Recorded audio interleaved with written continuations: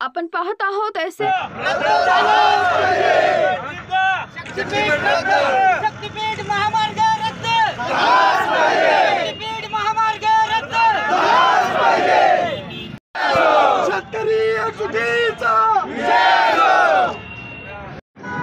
शेतकऱ्यांचं काय म्हणणं आहे आणि कशा संदर्भामध्ये आज रास्ता रोको आंदोलन केलं? हे रास्ता रोको आंदोलन होतं हे फक्त आमच्या ज्या जमिनी ची मोजणी करून अधिग्रहण करण्याचा प्रयत्न प्रशासनाकडून केला जात आहे आणि त्यामध्ये नागपूर गोवा शक्तीपीठ महामार्ग त्या जमिनीसाठी संपादित केली जात आहे जमीन. एक मिनिट आवाज बाहेरचा ते सचिन एका त्यास विरोध आहे म्हणून आम्ही हे आजचं आंदोलन रास्ता रोको आंदोलन उभं केलं आणि याचा मुख्य उद्देश हाच आहे एक आहे की एक तर नागपूर आणि झालाच पाहिजे एकच आमची मागणी आहे.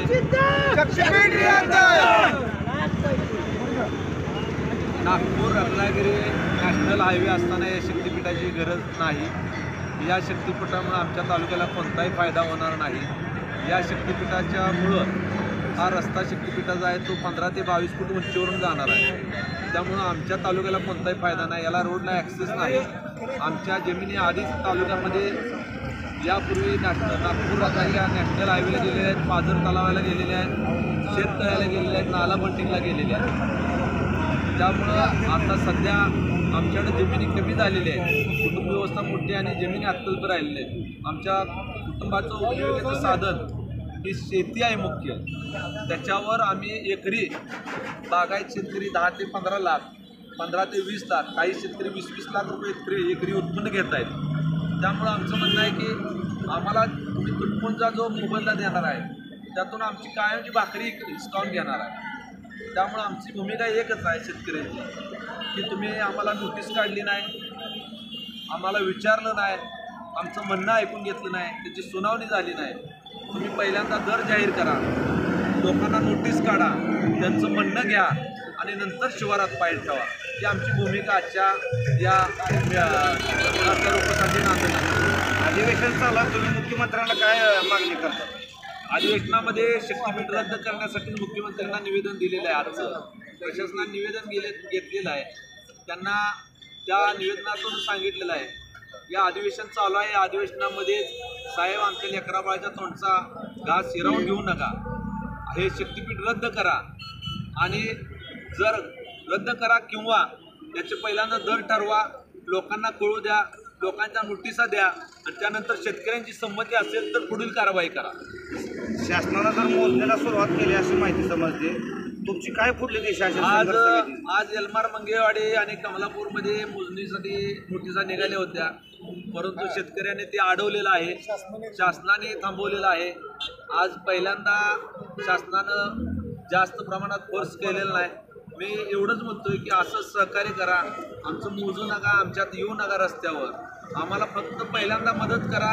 ज्या दिवशी तुमची भूमिका फायनल होईल, शेतकरी नेते आहेत, या आंदोलनातला प्रत्येक घटक हा नेता आहे, आम्ही निमित्त मात्र आहे. पदाधिकारी नेमले ते आम्ही निमित्त मात्र आहे. या प्रत्येक गावातले 1-2 पदाधिकारी घेऊन आम्हाला वेळ द्या, पालकमंत्र्यामार्फत मुख्यमंत्र्यांना भेटतो आम्ही, आमचं म्हणणं ऐकून घ्या आणि त्यानंतर सहमतीनं काय असेल तर तोडगा काढावा. जोपर्यंत सहमती होत नाही, शेतकऱ्यांची मान्यता मिळत नाही, तोपर्यंत एकट्या सचिन देशमुखचं, एकट्या पदाधिकाऱ्यांना न ऐकता सगळ्या शेतकऱ्यांची बाजू फायनल झाल्याशिवाय एकही शेतकरी नाराज राहिला नाही पाहिजे. या पद्धतीनं तुम्ही सहकार्य करावं शासनाने, ही आमची भूमिका.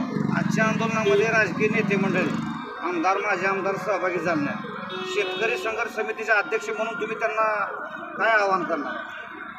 खरं तर आम्ही यापूर्वी त्यांना पत्रकार परिषद झाली त्याच दिवशी आदरणीय बाबासाहेब देशमुख, आदरणीय शहाजीबापू पाटील, आदरणीय दीपकआबा साळुंखे पाटील, आदरणीय चेतनसिंह केदार सावंत या चौघांनाही मी पर्सनल फोन करून बोललो, त्यांना हे निवेदन दिलं, त्यांच्याबरोबर चर्चा केली, त्यांना सांगितलं की यामध्ये आमचं आंदोलन आहे, या तालुक्यातल्या 3,500 शेतकऱ्यांचा प्रश्न आहे, 3,500 कुटुंबाचा प्रश्न आहे, 2100 एकरापेक्षा जास्त जमीन जाते आणि तुम्ही या आंदोलनात सक्रिय पाठिंबा द्या, सहभागी व्हा, आमचं नेतृत्व करा.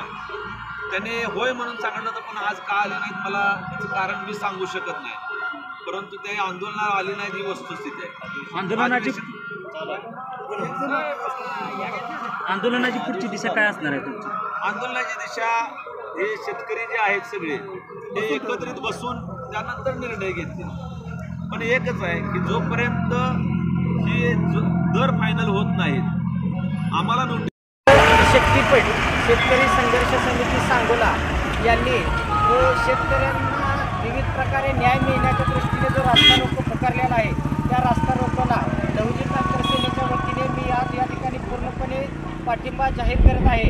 या ठिकाणी सरकारने या शेतकऱ्यांचे व्यथांची तात्काळ दखल घेऊन यांना योग्य तो न्याय द्यावा अशी मी या ठिकाणी मुख्यमंत्री देवेंद्रजी फडणवीस यांना या माध्यमातून मागणी करत आहे. गेले मी माझी शेतकरी आहे. मी या संघटनेमध्ये गेले 2.5 वर्ष काम करतो आहे. त्याच्यामध्ये 12 जिल्हे आम्ही फिरून शेतकऱ्यांची जनजागृती करत आहे. आपण करतो आहे. परवा किसंगी येथे काल एक आंदोलन झालं त्यामध्ये सुद्धा आम्ही सक्रिय होतो आणि तिथं सुद्धा आंदोलन जे आहे ते हाणून पाडलेलं आहे आम्ही.